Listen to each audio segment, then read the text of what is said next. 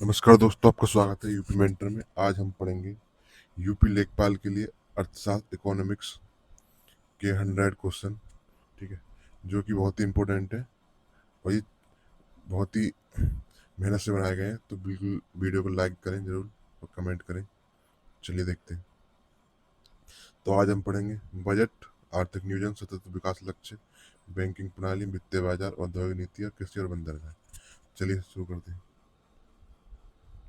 महत्वपूर्ण प्रश्न: बजट घाटे के विभिन्न प्रकार क्या है और सबसे बड़ा घाटा कौन सा होता है? तो सबसे बड़ा घाटा होता है राजकोषीय घाटा, और जो कि किससे जिस जो कि बजट घाटा प्लस उधारी को मिलाकर बनता है। ठीक है, और बजट घाटा क्या होता है? जब कुल व्यय में से कुल प्राप्ति को घटा दिया जाए तो वो बजट घाटा होता है। और राजकोषीय घाटा बजट घाटा प्लस उधारी। ठीक है, फिर देखते हैं प्राथमिक घाटा। इसमें राजकोषीय घाटा में से माइनस करते हैं ब्याज को। फिर होता है राजस्व घाटा, जिसमें कि राजस्व माइनस राजस्व आय। ठीक है, चलिए आगे देखते हैं और कुछ महत्वपूर्ण प्रश्न: भारतीय बजट के इतिहास के प्रथम मील के पत्थर क्या है? तो 1860 में जेम्स विल्सन भारत का प्रथम बजट बनाया था इन्होंने। कब? 7 अप्रैल। तो कौन ने बनाया था भारत का पहला बजट? James Wilson. फिर 1947 में आर के षणमुखम चेट्टी। ठीक है, ये स्वतंत्र भारत का पहला बजट लेके आए थे। फिर बात करते हैं 1950 में जॉन मथाई, जिन्होंने गणतंत्र भारत का प्रथम बजट पेश किया। उसके बाद 2021-22 में निर्मला सीतारमण प्रथम पेपरलेस बजट लेकर आई, जिन्होंने 2 घंटा 42 मिनट का सबसे लंबा भाषण दिया था। ठीक है, कब हुआ? 21-22 में, जो कि पेपरलेस बजट था पहला। सर्वाधिक बार बजट प्रस्तुत किसने करा है? वो है मोरारजी देसाई। इन्होंने सबसे अधिक बार 10 बार बजट प्रस्तुत करा है। ठीक है, चलिए आगे बढ़ते हैं। ये बहुत इंपॉर्टेंट सवाल है, इन्हें जरूर देखेंगे। दो महत्वपूर्ण प्रश्न: भारत पंचवर्षीय योजना के दौरान योजना अवकाश कब कब आए? ठीक है, तो हम योजना आयोग देख लेते हैं। अब पंचवर्षीय योजनाओं, तो 3 योजना जो कि 1951 से 66 तक चली। ठीक है, पहली 1951 से 56 तक, 56 से 61 तक और 61 से 66 तक। ठीक है, फिर बीच में 3 वर्ष का जो कि 66 से 69 तक 3 वर्ष का प्रथम योजना अवकाश आया। फिर 2 योजना चली 1969 से 78 तक। उसके बाद अवनरत योजना और रोलिंग प्लान आया, जो कि 1978 से 80 तक चला और ये 2 वर्ष तक चला था। और ये कौन किसके मॉडल पे था? ये गुन्नार मिंडल लाए थे इसे। ठीक है, कौन? Gunnar Mendel. उसके बाद फिर 2 योजना चलती है 1980 से 1990, 5 5 साल। उसके बाद फिर द्वितीय योजना अवकाश आता है 1990 से 1992। ये भी 2 वर्ष के लिए रहा। ठीक है, फिर उसके बाद 5 योजनाएं जो कि 1992 से 2017 तक लगातार चलती है। तो कितनी बार बजट आया वो?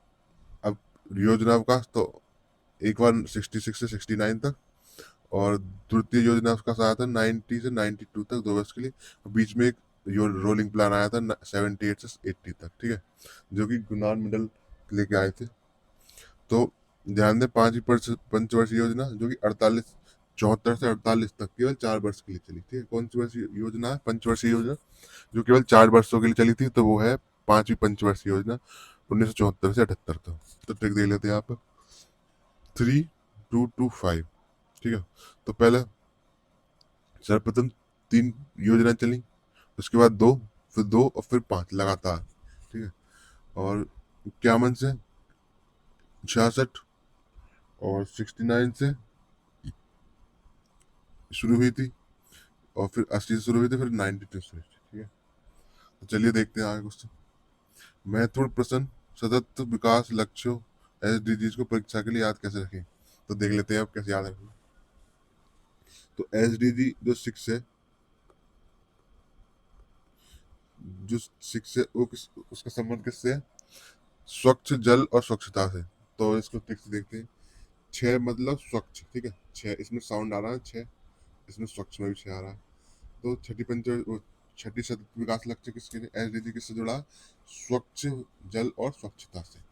चलिए 7वां देखते हैं। SDG 7 ये है ऊर्जा से। तो 7 मतलब सस्ती ऊर्जा। ठीक है, ऐसे याद कर सकते हैं। 10 10 मतलब बस, मतलब आर्थिक समानता खत्म, बस। इससे याद कर सकते हैं। SDG 13 जिसमें है जलवायु परिवर्तन, ठीक है, इंपोर्टेंट है, क्लाइमेट चेंज की बात हो रही है। 13 घाटा मेरा कुछ नहीं आता, तो इस ट्रिक से याद कर सकते हैं कि जलवायु परिवर्तन किस में है, SDG 13 में। फिर देखते हैं SDG 14, इसमें है पानी में जीवन, ठीक है, 14 लीटर पानी पियो, इस तरह से याद कर सकते हैं। फिर देख लेते हैं 16, SDG 16, SDG 16 है शांति और न्याय के लिए, तो 16 तो शांति मिलेगी, ठीक है, ये ट्रिक है एक तरह की। चलिए आगे देखते हैं। महत्वपूर्ण प्रश्न, भारतीय बैंकिंग प्रणाली के प्रमुख नियंत्रक और उनकी स्थापना कब हुई। तो RBI जो बैंकों को बैंक कहा जाता है, इसकी स्थापना 1935 में हुई है और इसका राष्ट्रीयकरण 1949 में किया गया। मौद्रिक नीति में कितने सदस्य होते हैं, तो 6 सदस्य होते हैं और हर 2 माह में एक बैठक होनी जरूरी है, ठीक है। तो मौद्रिक नीति को कंट्रोल कौन करता है, RBI कंट्रोल करता है। अब देख लेते हैं इसके नीचे भाग। एक होता है नबार्ड। नबार्ड जो है शिवरामन समिति की सिफारिश पर लाया गया और ये क्या है, ये कृषि और ग्रामीण विकास के लिए कार्य करता है, ठीक है, ये लोन देता है किसानों को। चलिए आगे देखते हैं सिडबी, जो कि 1990 में बना स्थापित हुआ। इसका मुख्यालय कहाँ है, लखनऊ में। ये क्या लघु उद्योग के लिए लोन देता है एक तरह से, ठीक है, जो लघु उद्योग होते हैं MSMEs, उनके लिए लोन प्रोवाइड करता है। चलिए आगे देखते हैं। RRB जिसे क्षेत्रीय ग्रामीण बैंक कहते हैं, ये 1975 में इसकी स्थापना हुई और सिक्किम और गोवा में कोई RRB नहीं। ये ट्रिक है एक तरह से, क्योंकि सिक्किम और गोवा दोनों ही 1975 में ही स्थापित हुए हैं, दोनों राज्य। तो सिक्किम और गोवा में कोई RRB नहीं, ठीक है, मतलब सिक्किम और गोवा में कोई RRB नहीं है, सॉरी सॉरी, इसका मतलब है सिक्किम और गोवा में इनमें कोई भी ग्रामीण क्षेत्रीय बैंक नहीं है, ठीक है। चलिए आगे देखते हैं।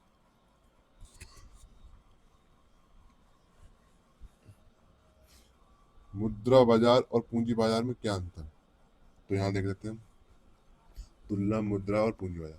तो अवधि, जो मुद्रा बाजार है उसकी अवधि अल्पकालीन होती है, जो कि 1 वर्ष से कम होती है, जबकि जो पूंजी बाजार है उसकी अवधि दीर्घकालीन होती है, जो कि 1 वर्ष से ज्यादा होती है। नियंत्रक मुद्रा बाजार को कौन नियंत्रित करता है, RBI, और पूंजी बाजार को SEBI, जो 1992 में इसे वैधानिक दर्जा दिया गया था, ठीक है। उपकरण, ट्रेजरी बिल और कॉल मनी ये मुद्रा बाजार में आते हैं, जबकि शेयर, IPO और स्टॉक एक्सचेंज ये पूंजी बाजार के अंतर्गत आते हैं। चलिए आगे देखते हैं। शेयर बाजार में प्राथमिक और द्वितीयक बाजार कैसे काम करते हैं, तो प्राथमिक बाजार जो कि IPO होते हैं कंपनियों के, इसमें क्या है, शेयर जारी करती है कंपनी और जो निवेशक होते हैं इन्वेस्टर वो उनके शेयर खरीदते हैं।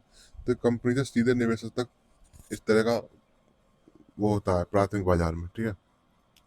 तो इसमें क्या होता है, जो निवेशक है सीधे कंपनी से शेयर खरीदता है, जबकि द्वितीयक बाजार जो ट्रेडिंग होता है, इसमें निवेशक जो होता है वह शेयर की खरीद बिक्री करके दूसरे निवेशक को देता है, ठीक है, मतलब निवेशक जो है इन्वेस्टर वो दूसरे को बेचता है अपने शेयर खुद के। तो ये निवेशक से निवेशक तक चलता है, ठीक है, इन्वेस्टर से इन्वेस्टर तक। चलिए, प्राथमिक में डायरेक्ट कंपनी से खरीदे जाते हैं, जबकि द्वितीय बाजार में जो निवेशक है दूसरे निवेशक को बेचता है शेयर अपने। चलिए आगे देखते हैं। महत्वपूर्ण प्रमुख प्रश्न, भारत के मुख्य बंदरगाहों की आर्थिक विशेषता क्या है, तो देख लेते हैं। सबसे पहले देखते हैं कांडला बंदरगाह। ये कांडला बंदरगाह कहाँ है, गुजरात में। कार्गो मात्रा में सबसे बड़ा प्रमुख पेट्रोलियम आयात यहीं से होता है, ठीक है, कहाँ से, का मांडला, वो कांडला से, ठीक है। अब देखते हैं आगे।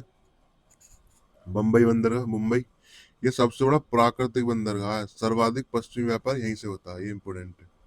सबसे बड़ा प्राकृतिक बंदरगाह कौन सा है, मुंबई।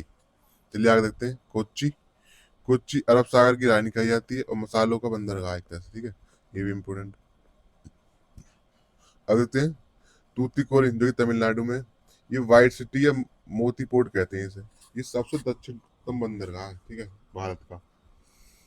चेन्नई, ये कृत्रिम बंदरगाह चक्रवातों से अधिक प्रभावित रहता है। चलिए आगे देखते हैं। महत्वपूर्ण प्रश्न, 1948 से 1991 की भारत की औद्योगिक नीतियों का विकास कैसे हुआ। 1948 में मिश्रित अर्थव्यवस्था, ठीक है, मिश्रित अर्थव्यवस्था थी जो श्यामा प्रसाद मुखर्जी लाए थे और 4 श्रेणियां थी जिसमें। फिर 1956 में 56 में समाजवादी मॉडल आया जो कि जवाहरलाल नेहरू लाए। इसमें 3 श्रेणियां थी, ए बी सी। 1977 में गांधीवादी मॉडल आया और मोरारजी देसाई लघु एवं कुटीर उद्योगों पर जोर दिया। ठीक है, मोरारजी देसाई की सरकार थी 1977 में। फिर आती 1990 में, यहाँ पे हम एलपीजी लेके आए, नई आर्थिक नीति, जो कि उस समय राष्ट्रपति थे पीवी नरसिम्हा राव और मनमोहन सिंह थे वित्त मंत्री। ठीक है, तो कब आई एलपीजी, ये इंपोर्टेंट है। एलपीजी कब आई? ये 1991 में आई थी। चलिए, उदारीकरण, चलिए आगे बढ़ते हैं। दलहनी फसलें भूमि में नाइट्रोजन स्थिरीकरण कैसे करती हैं? तो वायुमंडलीय नाइट्रोजन या गैस। ठीक है, तो जो वायुमंडल में नाइट्रोजन गैस पाई जाती है इसे सीधे पौधे ग्रहण नहीं करते।